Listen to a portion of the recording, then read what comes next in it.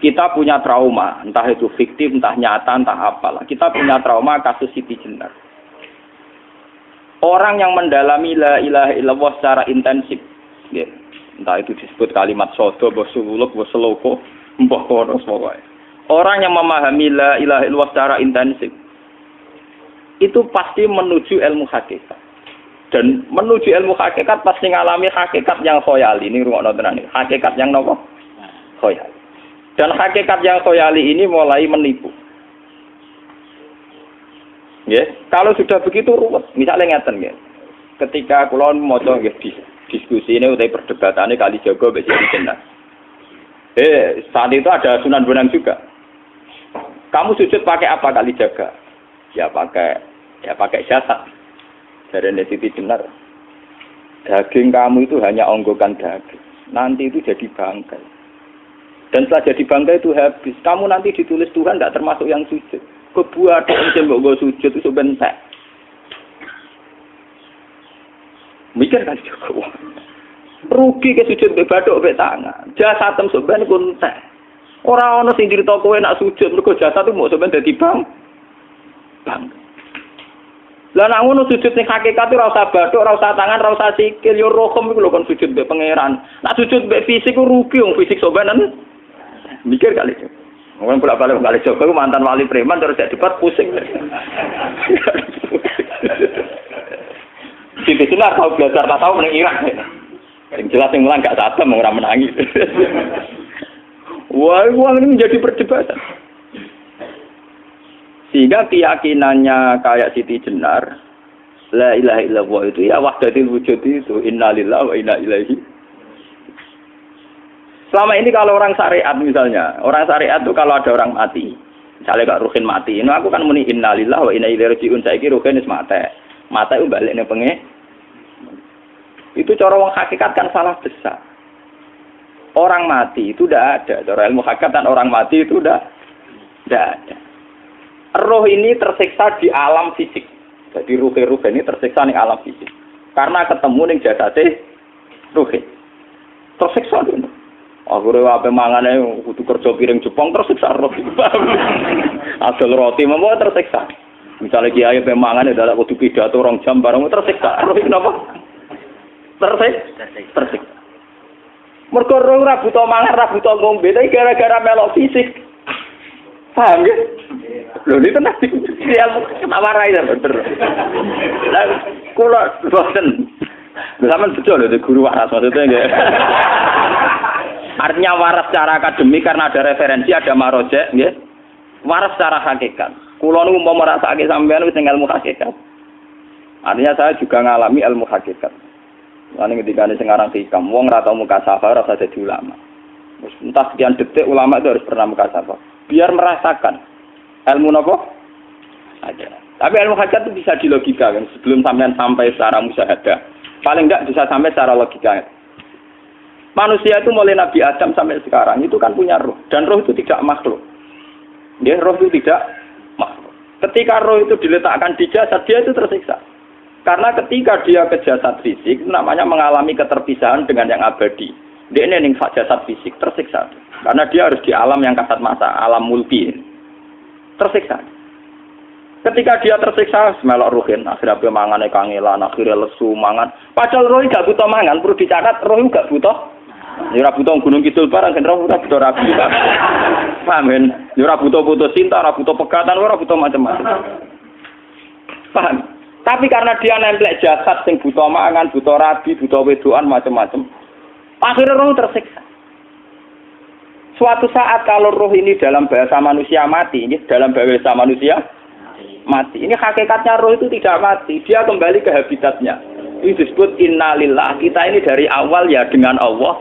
Wa inna ilaihi juga kemudian nanti kita pasti kembali ke Allah. Dan itu diyakini betul oleh orang wahdatul wujud. Jadi kalau roh mati itu ya tidak ada mati.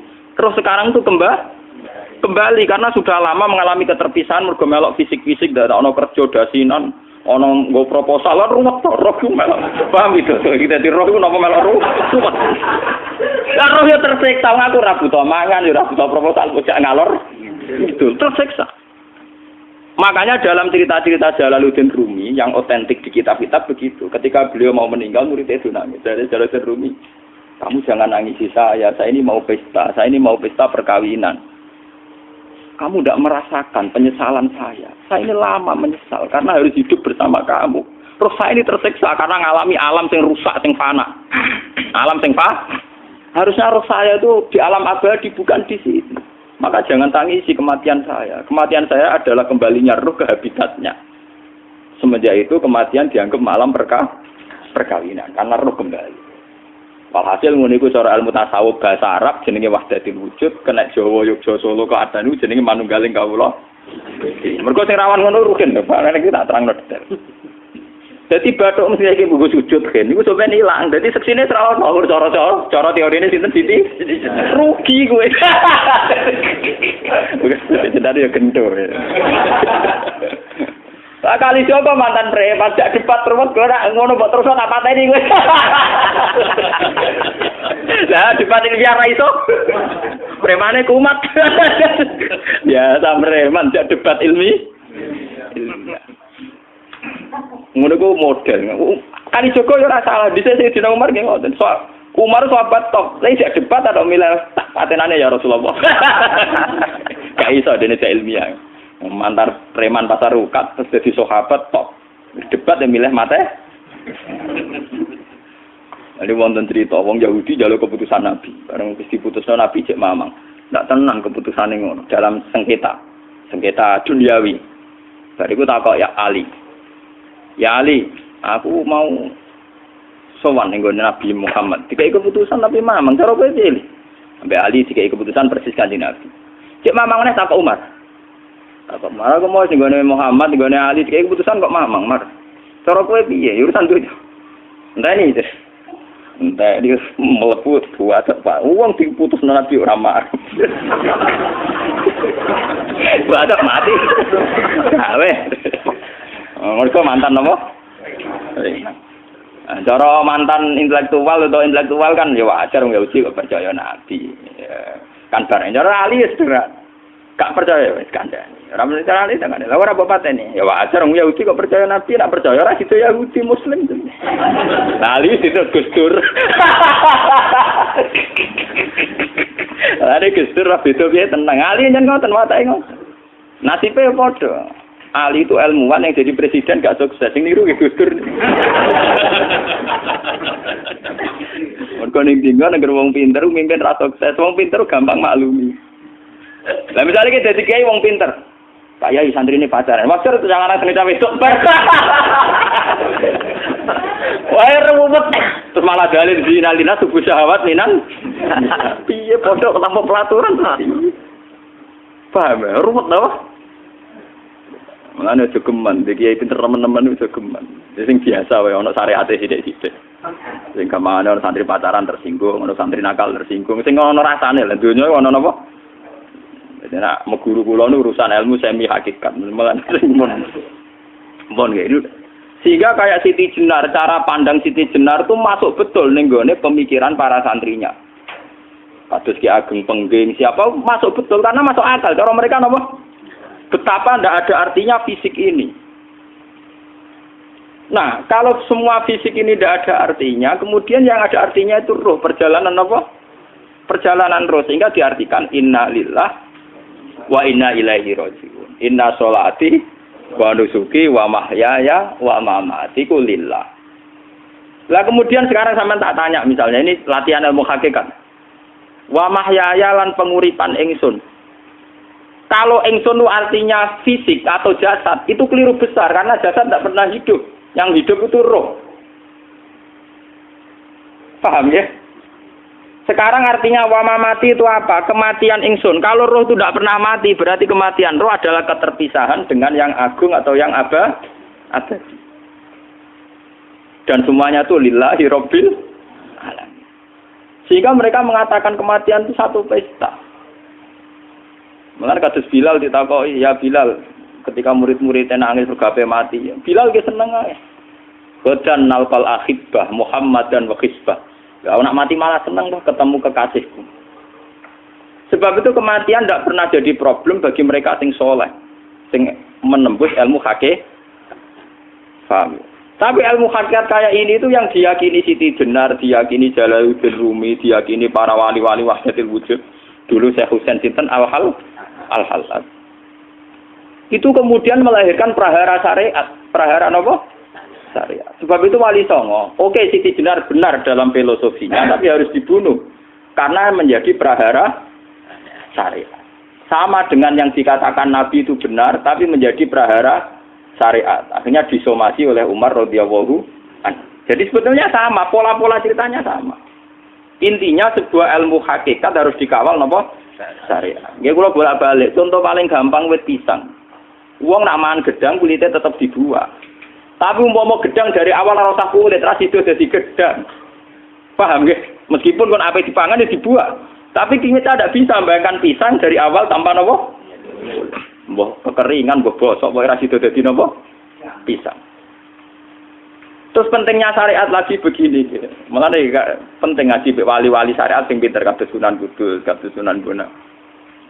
Andai kan tidak ada syariat itu dunia pun mesti rusak. Contoh paling gampang masalah pornografi, porno aksi. Jadi jenengan ada omongi ngono ibu ngakak-ngakak deh. Dari pangeran wis pirsa, kowe nek klambi pangeran ora tem ora ya ora usah klambenan. Wong ora ana gunane.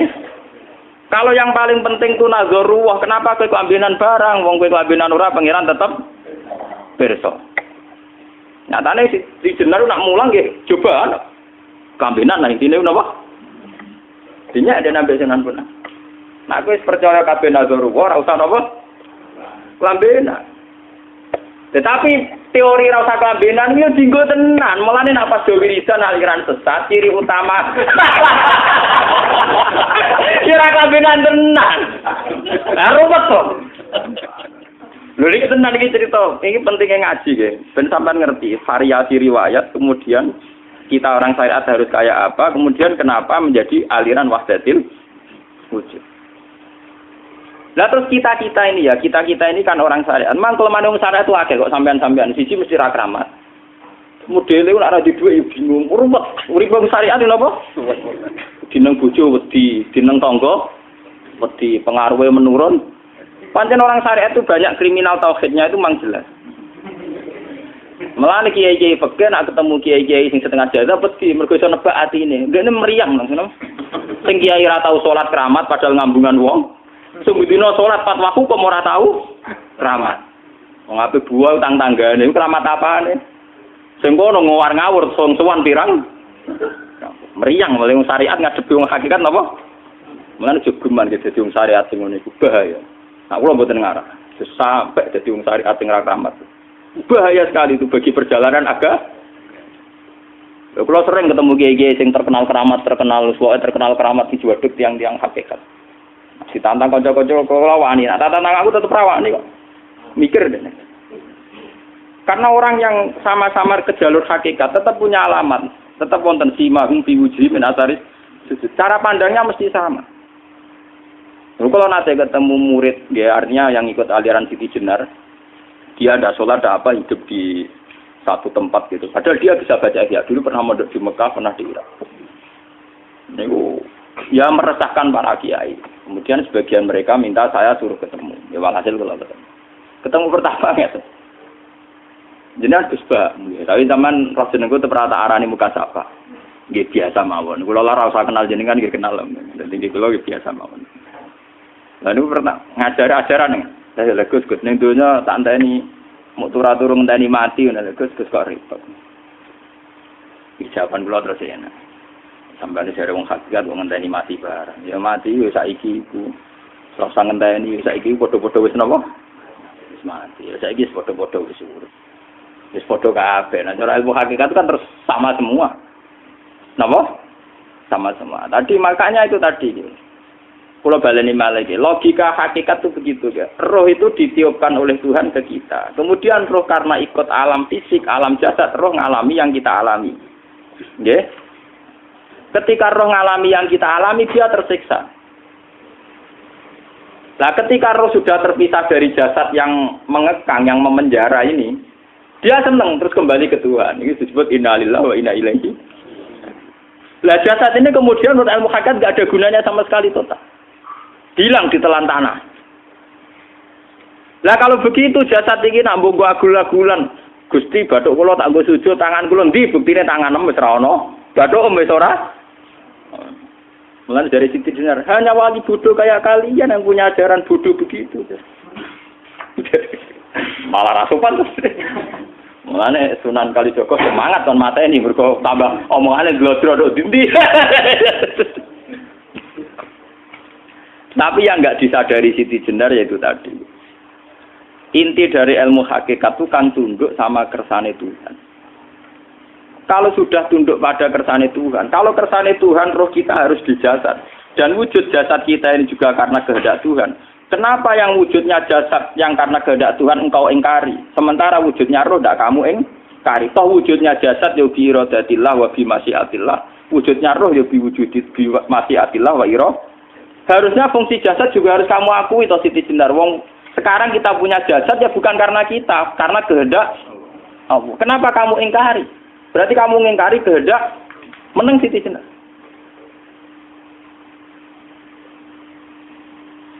Makanya hakikat yang pertama saya itu pasti khayal. Lah Siti Jenar itu hakikatnya baru yang sampai khayal itu. Sehingga dia tersesat. Sebetulnya kalau sudah hakikat beneran itu tidak perlu khayal begitu. Artinya tidak perlu khayal. Jasad kita sing senajan ora ana gunane ini. Tetep piye wae wujudnya karena kehendak Allah. Juga kita harus terima. Apapun kekurangannya, apapun kenaifannya, ironisnya harus kita terima. Ini sebagai bentuk penerimaan kita pada masyiatil.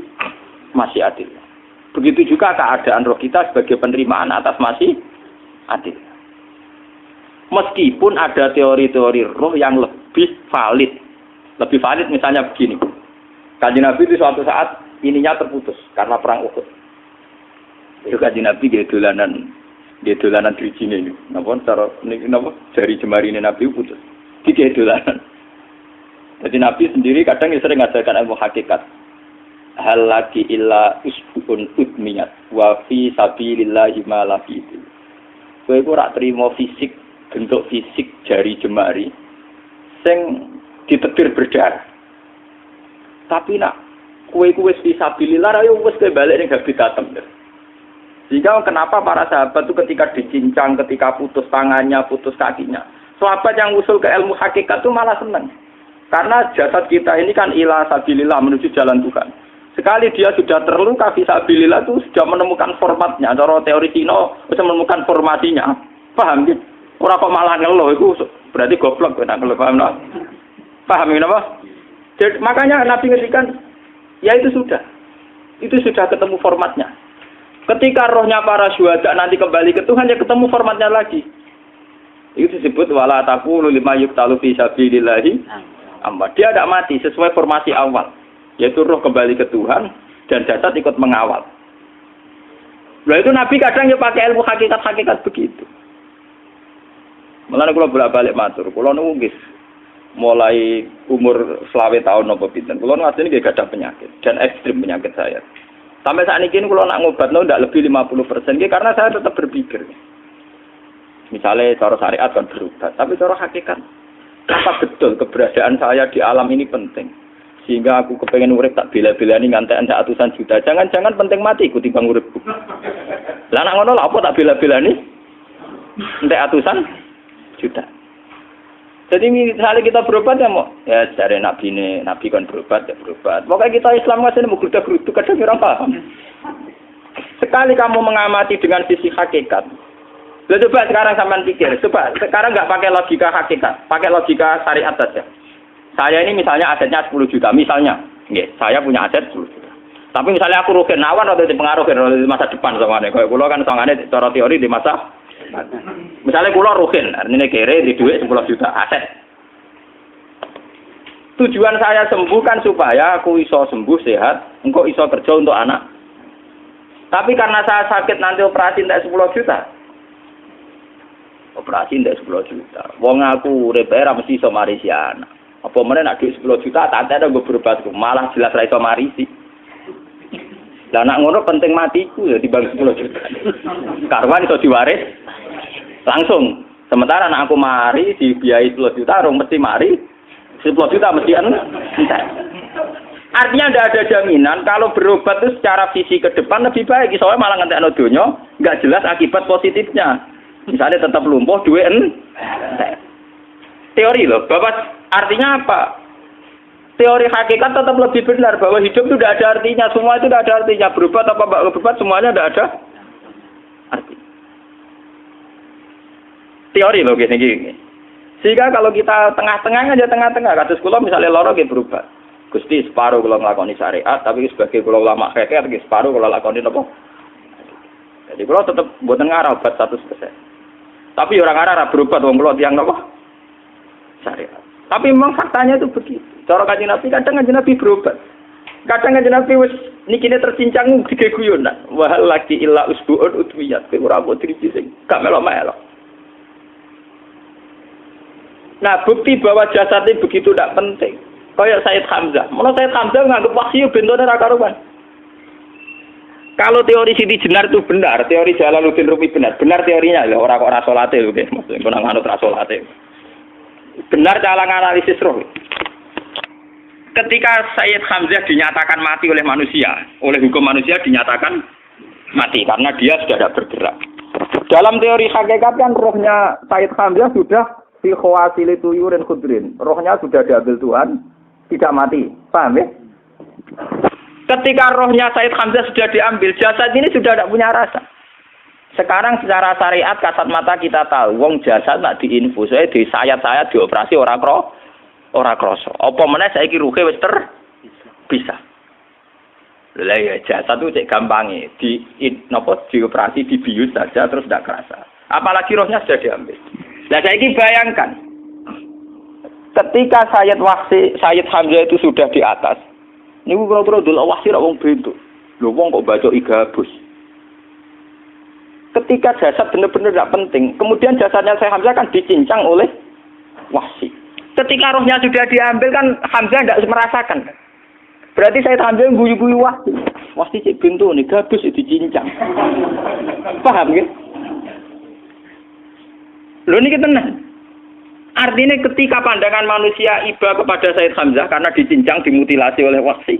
Wahsi tidak mengalami Pak Sinten, Sayyid Hamzah tidak mengalami apa-apa karena rohnya sudah bersama Tuhan. Dan iso wae Sayyid Hamzah malah guyu-guyu wahsi. Cek gobloke. Gabus kok dicincang.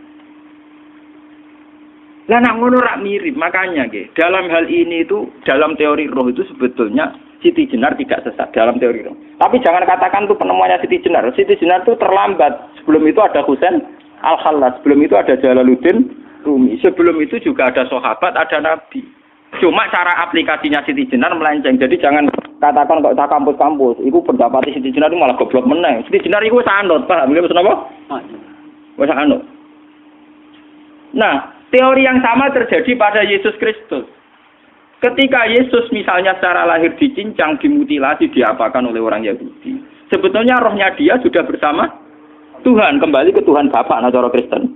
Nah cara Islam ya balik ning pangeran. Andaikan itu iya, itu ya tidak ada masalah karena hakikatnya dia tidak dicincang, tidak dibunuh. Andaikan iya lah, tentu menurut Islam yang dibunuh Yudas atau siapa itu yang masuk bialah.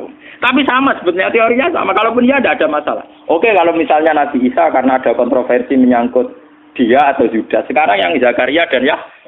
Zakaria Yahya itu dicincang betul oleh orang Yahudi, matinya dimutilasi. Tapi dia tidak apa-apa. Karena ketika beliau dicincang, rohnya sudah diambil. Ini rumah tenan kan. Ben kira untuk kendel mati paham kan ya. Dadi maksudnya niku kula ajari nak mati itu tidak problem nggih. Niki kalau urip wedi lho. Nah ini bersamaan paham nggih. Kaitan la ilaha illallah ini nanti semuanya sama kaitan sama apa? La ilaha illallah. Ini nanti ujungnya sama dengan la ilaha illallah. Begitu juga seterusnya. Misalnya Yahya kalian sinten? Zakaria. Ketika Tuhan ditanya, jadi tenggene alam malakut pengiran ditakok, ya Allah, Yahya dan Zakaria itu kan hamba pilihan engkau. Ketika dicincang kok jenengan biarkan. Endi Yahya Zakaria dicincang?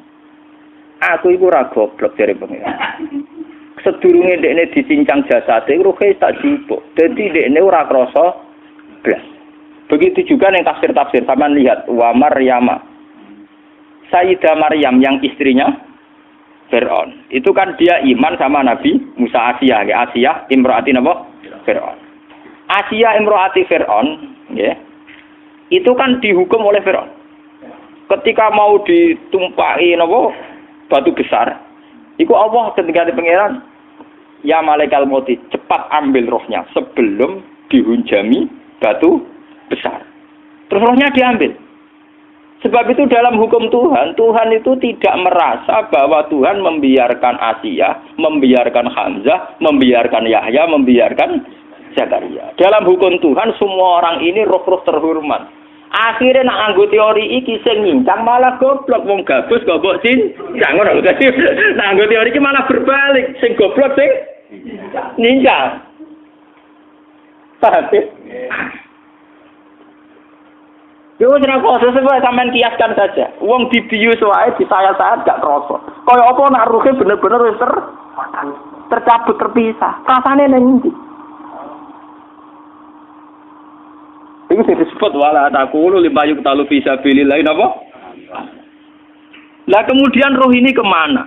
Nah, roh itu sudah menyatu dengan kalimat tauhid. Mesti roh itu bersaksi la ilaha illallah. Itu sing disebut ning alam roh ketika Allah tanya alastu bi rabbikum mesti qalu bala. Mesti mereka jawabnya apa? Bala. Karena alam roh tentu lebih mudah bersaksi akan keberhadiran dan keeksistensi Tuhan Allah Subhanahu wa taala. Paham ya ini zaman penting. Nah, ketika kalimat tauhid sudah menyatu kayak begini, itu mesti kalimat tauhid sing mesti langsung untuk swarga. Itu dimaksud Nabi mustaiqinan biha qalbu mukhlishon biha qalbu.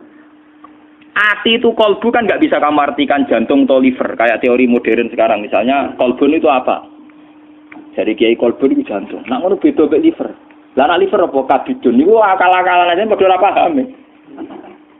Bahasa kolbun, fikrun, aklun itu sesuatu yang misteri.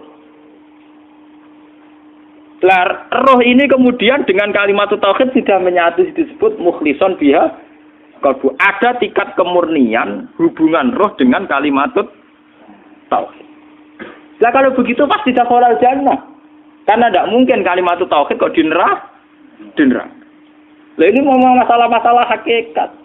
Wong sing gak tahu petualangan hakikat, momene sing sering bingung bakas dhuwit, bayar kredit, utang jatuh tempo, ora usah melok mikir, utek wis entek go mikir duit.